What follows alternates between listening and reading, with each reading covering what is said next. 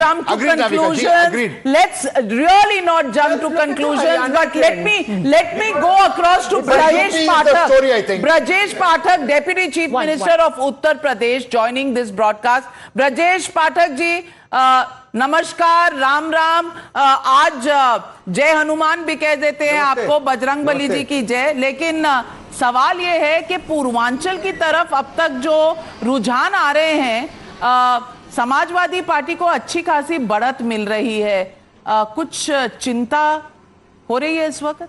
अभी नाविका जी, अभी बिल्कुल चिंता नहीं नाविका जी। अभी पोस्टल बैलेट की गिनती शुरू हुई है।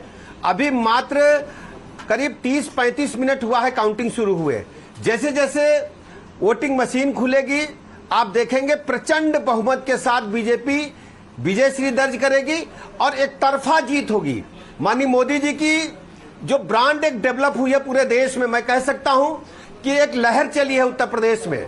विपक्षी गठबंधन पूरी तरह से फ्लॉप साबित होगा। इनकी ना कोई नीतियां थी, ना कोई एजेंडा था। जनता को गुमराह करने में पूरा समय इन लोगों ने गुजार दिया। और सबसे बड़ी बात है, गठबंधन की जो मीटिंगें थी, जो रैलियां थी, प्रथम चरण में तो कोई ज्वाइंट रैली ही नहीं हो पाई। द्वितीय चरण में इन्होंने मात्र औपचारिकता निभाने के लिए प्रेस कॉन्फ्रेंस की है। जनता ने विपक्षी इंडी गठबंधन को बुरी तरह नकार दिया है। उत्तर प्रदेश में प्रचंड बहुमत के साथ एनडीए गठबंधन भारतीय जनता पार्टी विजयश्री दर्ज करेगी। ब्रजेश पाठक जी, बहुत से लोग ये सवाल पूछ रहे हैं, नंबर एक, कि जब अखिलेश यादव जी कहते हैं कि कोई दीवार गिरा दी गई स्ट्रांग रूम के बाहर की, बुलडोजर चला दिया गया, और वो कह रहे हैं कि सब बलिदान के लिए तैयार हैं, कफन बांधा हुआ है, आपको लगता है कि जो धांधली की एक आरोप चल रहे हैं, उसके बारे में आप क्या कहेंगे?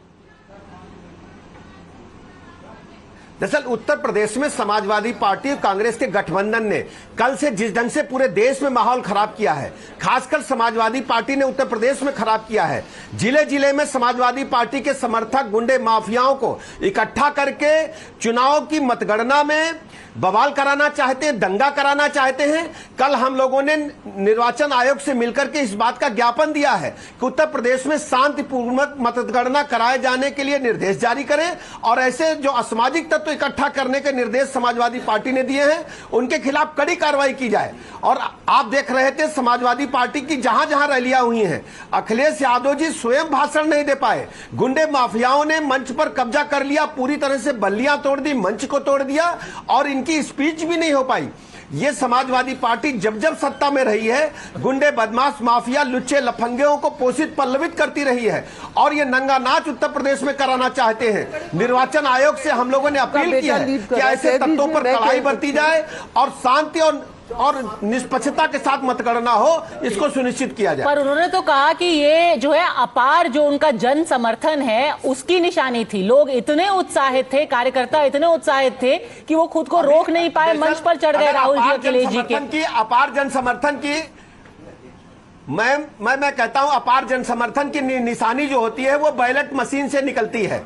ये गुंडे माफिया मवाली तत्व जो बैलेट मशीन पर वोट न डाल करके केवल बल्लियां तोड़ते हो, मंच तोड़ते हो, माइक तोड़ते हो, उनके राष्ट्रीय अध्यक्ष को बोलने न देते हो, इस प्रकार के गुंडे का ही एक कृत्य हो सकता है, अपराधियों का ही कृत्य हो सकता है।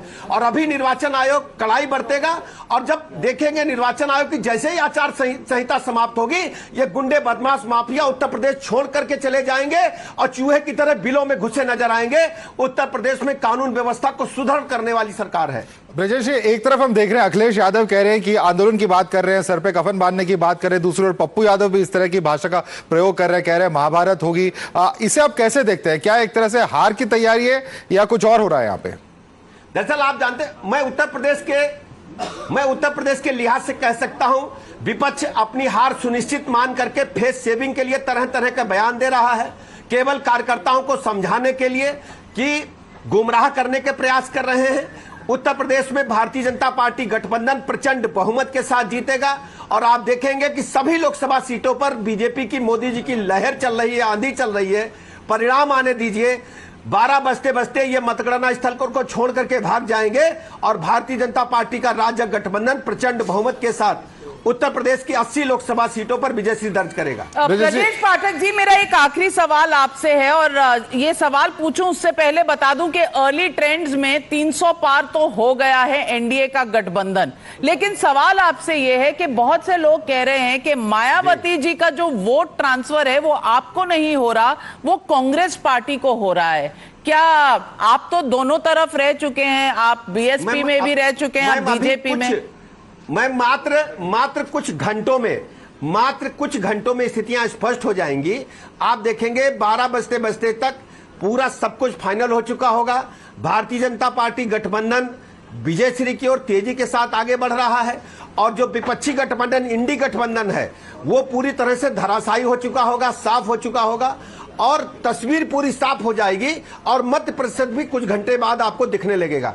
मैं कह सकता हूं कि उत्तर प्रदेश की जनता ने माननीय मोदी जी को अपना आशीर्वाद देने का काम किया है। ब्रजेश पाठक जी, हमारे साथ जुड़ने के लिए और तमाम सवालों के जवाब देने के लिए आपका बहुत बहुत धन्यवाद। उम्मीद करेंगे 12 साढ़े 12 जब रुझान थोड़े ज्यादा क्लियर हो जाएं तो आप दोबारा हमारे साथ जुड़े। Thank you very much. Latest 4 जून 2024 ये तारीख भारत का भविष्य तय करने जा रही है। 4 जून नरेंद्र मोदी हिंदुस्तान के प्रधानमंत्री नहीं रहेंगे।